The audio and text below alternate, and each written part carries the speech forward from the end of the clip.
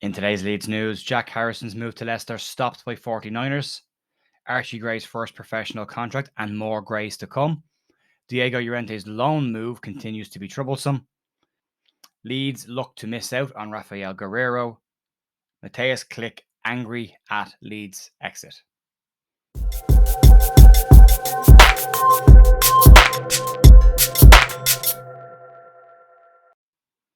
Hey folks, Jay here. Monday morning, the 20th of March. I hope everyone had a lovely weekend. Like long weekend for most people in Ireland anyway. Good weekend, good result. Mad game, but good result. So positive stuff. There is a review over on the final word on Just Joe's channel, which I'll link up. It's always this one, isn't it? It's always here.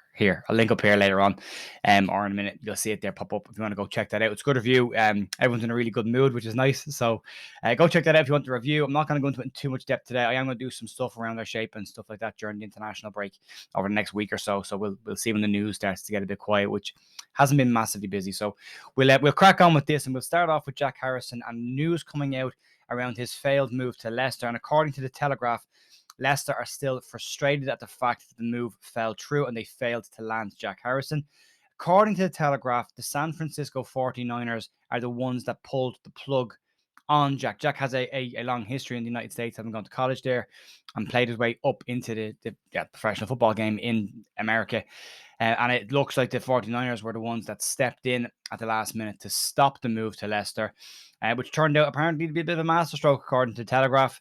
Jackie's recent form has been great. Last week, goal and assist, not a great performance, but we saw a top performance from Jack Harrison this weekend. So that's the Jack we want. That's the Jack we need. But great that the San Francisco 49ers were the ones that stepped in to stop that. We're seeing a bigger influence from them, more and more stuff happening.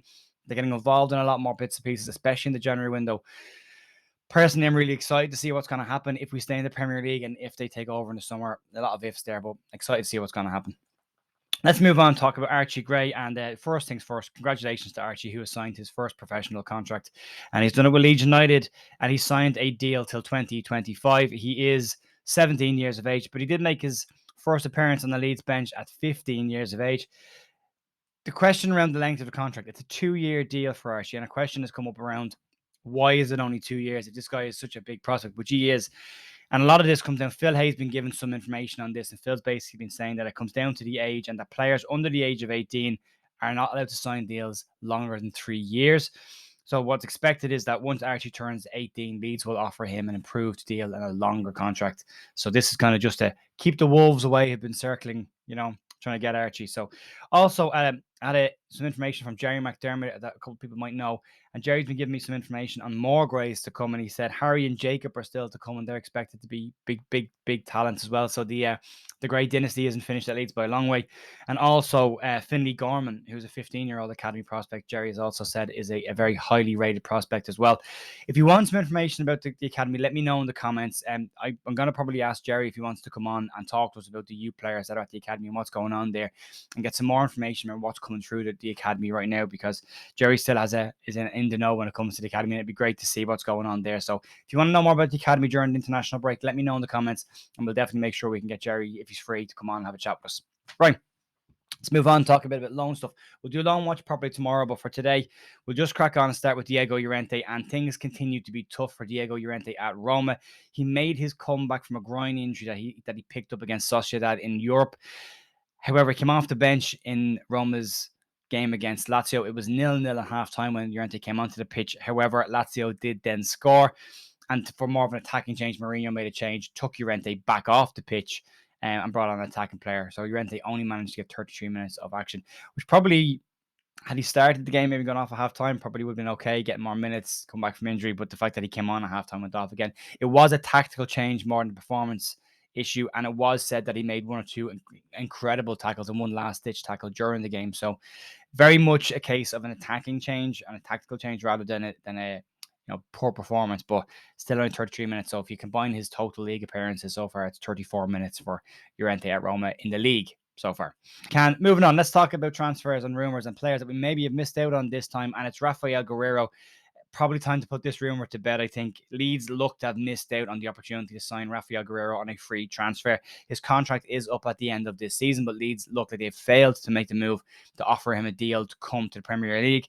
It is now being said that Guerrero is considering a new contract at Dortmund. His current deal, as I said, expires at the end of this season. Leeds have been heavily linked with Guerrero continuously through the last 2 transfer windows. An experienced left back, which would add more depth and more cover to that position for Leeds. But it looks as if at the moment, it looks as if Leeds may have missed out on the opportunity to sign him.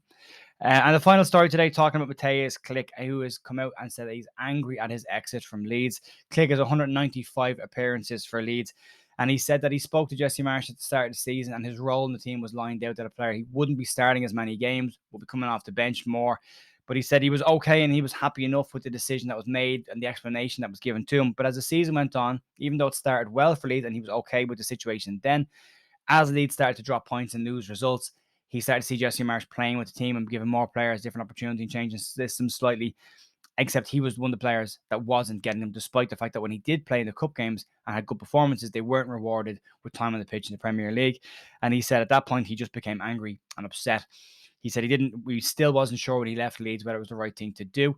And he cried leaving Leeds, which is sad to see. But he has said that he would like to come back, and he told the Leeds board that I'll be back for those final 5 appearances to get him to the 200 appearances for Leeds, Mark. So maybe he comes back for a loan spell next season when DC are on their mid-season break or their end of season break. So he has done really well for DC United so far. He's got an absolute cracker of a goal in his debut for them, and he got 2 assists this weekend in their MLS games as well. So he is doing exactly what we thought he would do over in the MLS, absolutely killing it. So well done, Mateusz. And fingers crossed he does get to come back for those final 5 appearances and proper send off the right way. So that's going to be it for me today, folks. Thanks for watching. I will see you tomorrow with full wrap-up of Loan Watch. And some more stories. Fingers crossed, there's a bit more news as well. But let me know in the comments about the academy stuff if you're interested in that. And I will talk to you tomorrow. See ya. Bye.